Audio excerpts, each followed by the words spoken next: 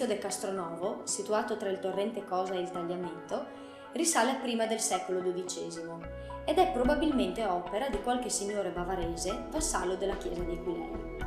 Il castello sarebbe poi passato ai signori di Gorizia e di ciò farebbe fede un documento del 1250 trovato da Vincenzo Ioppi, dal quale si arguisce un accordo tra il patriarca Bertoldo e il conte Mainardo di Gorizia.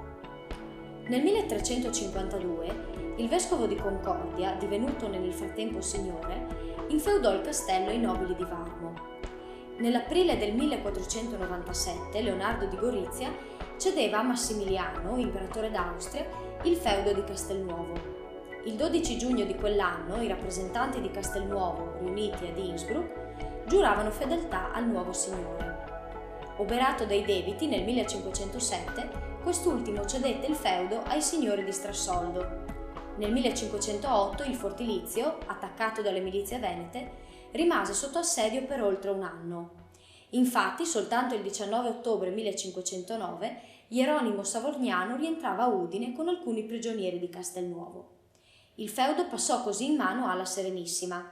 Dai veneziani castello e feudo furono poi assegnati, per meriti acquisiti, ai Savorniano, i quali li tennero fino alla caduta della Repubblica Veneta. Ancor pochi anni or sono, su quella cima si vedevano le rovine di un antico castello. Era la rocca di Castelnuovo, una massa nera di muraglioni, che coronati da qualche resto dell'antica merlatura poggiavano la torre tradizionale, sorretti all'ingiro da contrafforti e da fondamenta solidissime di altri edifici. Ancora nel 1881, oltre all'antica torre, or mutata ad uso di campanile, restavano importanti rovine e lì dappresso sorgeva pure la chiesa di San Nicolò, già insufficiente a contenere la popolazione di tutte le sparse borgate della parrocchia. La chiesa nuova cacciò il castello. Si pensò di demolire le preziose rovine per usare della pietra, mentre se ne sarebbe potuta trovare dell'altra lì presso. Così narra Ernesto Degani nel 1894. Il conte Ronchi, in 2 disegni di fine Ottocento, rappresenta i resti di Castelnuovo. Il primo ritrae il castello prima del 1887, con le alte mura che affiancano la torre maestra.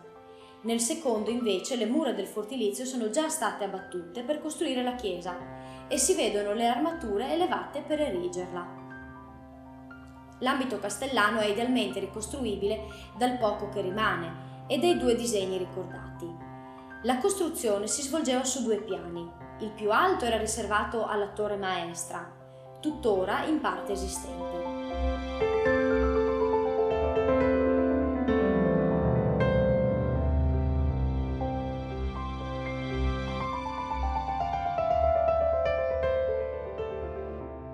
La torre maestra era cinta da un girone murato.